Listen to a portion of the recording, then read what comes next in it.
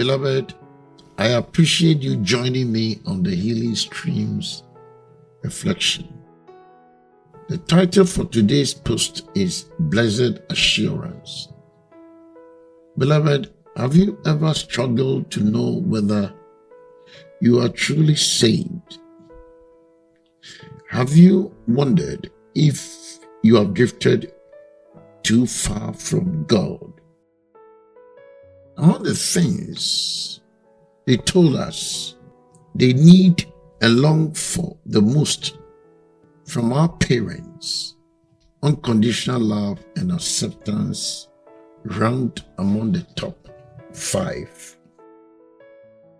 Beloved, after hearing from hundreds of kids, I found that while many parents are doing an excellent job of providing materially and teaching family values, they may still fail to communicate unconditional love and security. I believe that there are 3 key assurances teens need or young adults need with regard to their deep underlying questions. Number 1 is assurance. Will you make the effort to understand and be part of my world? These are some of the questions that the teens or these young adults most often ask.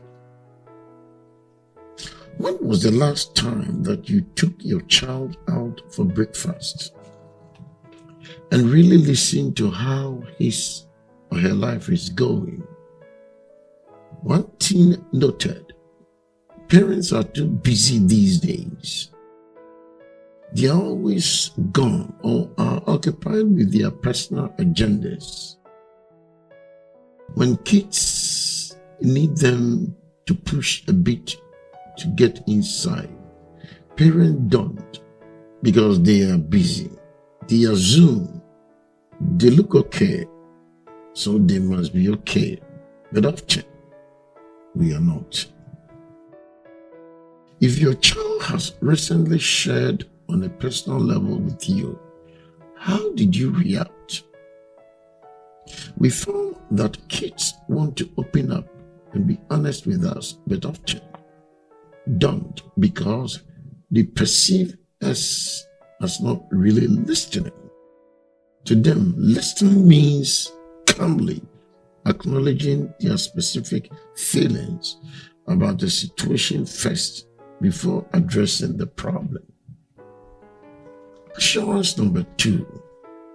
Will you model authenticity and vulnerability, owning up to your mistakes when you make them? Have you ever said to your child, please forgive me, I was wrong? If we pretend we are perfect, our kids will have a distorted view of the world, and they'll be frustrated at their inability to perfectly handle life challenges and temptations. One boy summed it up like this: when my dad says I shouldn't have handled it that way, son, I can respect him as a person. It's such a real connection. Assurance number 3. Will you be there for me regardless of my mistakes or the consequences I have to face? A child who doesn't feel secure in a parent's love may eventually shut herself off emotionally and limit the relationship from that point forward, possibly even into childhood. According to a recent survey, 2/3 of kids say they erect such no trespassing fence around their heart if they perceive a parent to be judgmental.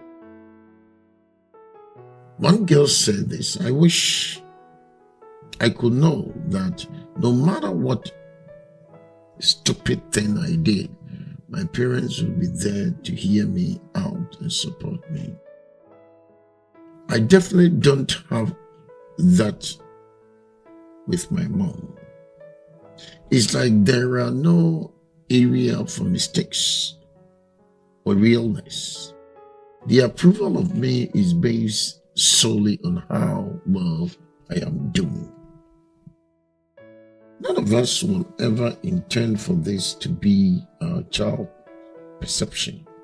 And yet many kids feel that if they shared what's really happening in their lives and hearts, they'll lose at least some of our love and respect. So what can we do? Probably bridge building. We often err on one side or the other of the permissive versus authoritarian scale. Some parents intend on becoming their child's best friend, are lax about the rules, homework, or checking up on friends and activities. Meanwhile, others can be utterly and overly committed to relaying their rules and enforcing others at home. Both extremes can be devastating. The most effective parent we have found is both accepting and fair. Kids need parents who are able to clearly convey their values and standards, and more importantly, God's, while also communicating an unmistakable message that says, no matter what you do or how badly you might mess up, we will be there for you. One girl told us about our defining moment. One day, my dad and I were swimming together. He said one sentence I'll never forget. I'll prefer you didn't get in trouble, but if you ever do, I am here for you. That's all he had to say, just once. If I ever do get in trouble, you better believe I'm going to my dad. Or that our kids will know the security of unconditional love for them. Yes, we have to be the take charge parent who isn't afraid to be disliked for a season. But most importantly, we must make sure our kids know clearly that their behavior doesn't affect our love and acceptance of them. In the gospel, Jesus didn't talk much about parenting, but when he does, it's worth sitting up and taking note. In Luke chapter 15, he tells the story of a young man who squandered his father's inheritance on riotous living or notorious living. Luke chapter 15, verse 13 declares, and not many days after the young son gathered all together, journeyed to a far country, and there wasted his possessions with prodigal living. Other version says prodigal living.